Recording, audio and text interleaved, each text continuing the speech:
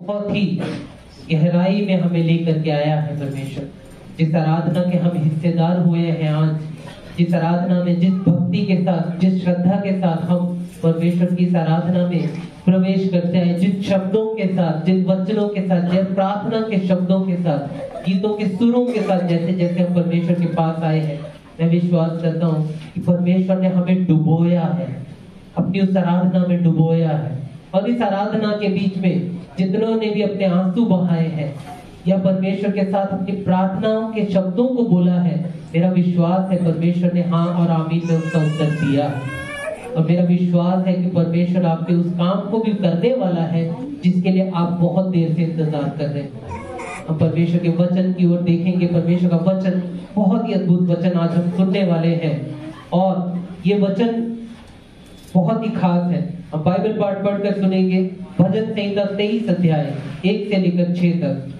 भजन संहिता 23 अध्याय 1 से लेकर 6 तक। मैं चाहूंगा मुकेश भाई हमारे बीच में है, इस वचन को पढ़ेंगे और हम सब बड़े ही ध्यान से वचनों को सुनेंगे।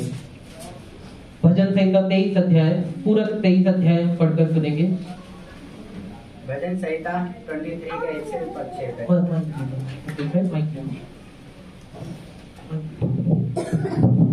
भजन संहिता 23 वचन 1 से लेकर 6 तक। हालेलुया।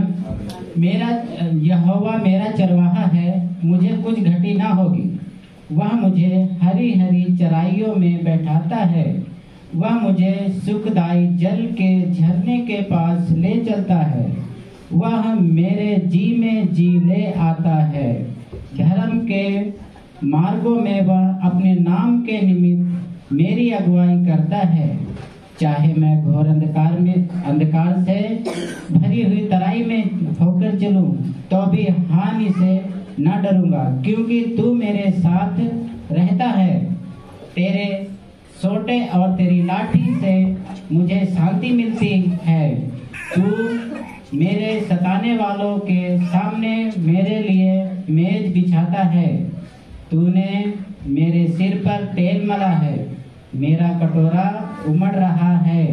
निश्चय भलाई और करुणा जीवन भर मेरे साथ साथ बनी रहेगी, और मैं यहोवा के धाम में सर्वदा वास करूंगा। ये प्रभु पवित्र वचन है, इसको पढ़े और सुने जाने में सबको आशीष है। आमीन। जोर से बोलेंगे आमीन। आमीन।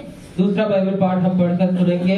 पहला तीमुथियुस उसका 1 अध्याय, पहला तीमुथियुस 1 अध्याय 12 से लेकर 17 तक।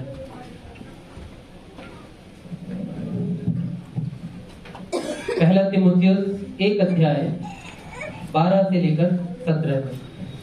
पहला तीमुथियुस 1 अध्याय 12 से लेकर 17 तक। मैं अपने प्रभु मसीह यीशु का, जिसने मुझे सामर्थ दी है, धन्यवाद करता हूँ कि उसने मुझे विश्वास योग्य समझकर अपनी सेवा के लिए ठहराया। मैं तो पहले निंदा करने वाला और सताने वाला और अंधेर करने वाला था, तो अभी मुझ पर दया हुई, क्योंकि मैंने अविश्वास की दशा में बिन समझे बुझे ये काम किए थे।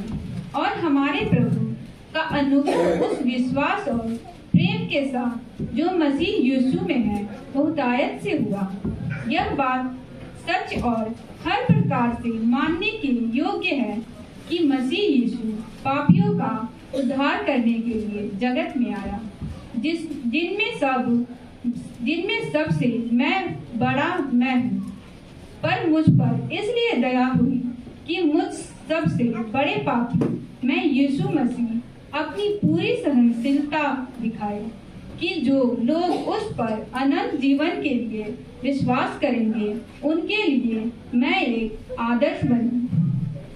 अब सनातन राजा अर्थात अविनाशी, अनदेखे, एकमात्र परमेश्वर का आदर और महिमा युगानुयुग होती रहे। आमीन। यह परमेश्वर का पवित्र वचन है। इसे पढ़ने और सुने जाने पर हम सभी को आशीष मिले। आमीन। आमीन। तीसरा बाइबल पाठ पढ़कर सुनने के लिए हम सब अपने स्थानों पर खड़े हो जाएंगे। सुसमाचार बाइबल पाठ पढ़ा जाएगा। यूहन्ना रचित सुसमाचार 10 अध्याय उसका 10 से लेकर 18 तक। यूहन्ना रचित सुसमाचार 10 अध्याय 10 से लेकर 18 तक। और हम सब इसको पीछे पीछे बोलेंगे। एंजल हमारे सामने से पढ़ती है, हम सब पीछे पीछे बोलेंगे। यूहन्ना 10 उसका 10 से 18। चोर किसी और काम के लिए नहीं, चोर किसी और काम के लिए नहीं, परंतु केवल चोरी करने और घात करने और नष्ट करने को आता है। मैं इसीलिए आया कि वे जीवन पाए और बहुतायत से पाए। अच्छा चरवाहा मैं हूँ। अच्छा चरवाहा भेड़ों के लिए अपना प्राण देता है। मजदूर जो न चरवाहा है और न भेड़ों का मालिक है, भेड़िए को आते देख भेड़ों को छोड़कर भाग जाता है और भेड़िया उन्हें पकड़ता और तितर बितर कर देता है। वह इसीलिए भाग जाता है कि वह मजदूर है और उसको भेड़ों की चिंता नहीं। अच्छा चरवाहा मैं हूँ। मैं अपनी भेड़ों को जानता हूँ और मेरी भेड़ें मुझे जानती हैं। जैसे पिता मुझे जानता है और मैं पिता को जानता हूँ और मैं भेड़ों के लिए अपना प्राण देता हूँ। मेरी और भी भेड़ें हैं जो इस भेड़शाला की नहीं। मुझे उनका भी लाना अवश्य है। वे मेरा शब्द सुनेंगी। तब एक ही झुंड और एक ही चरवाहा होगा। पिता इसीलिए मुझसे प्रेम रखता है कि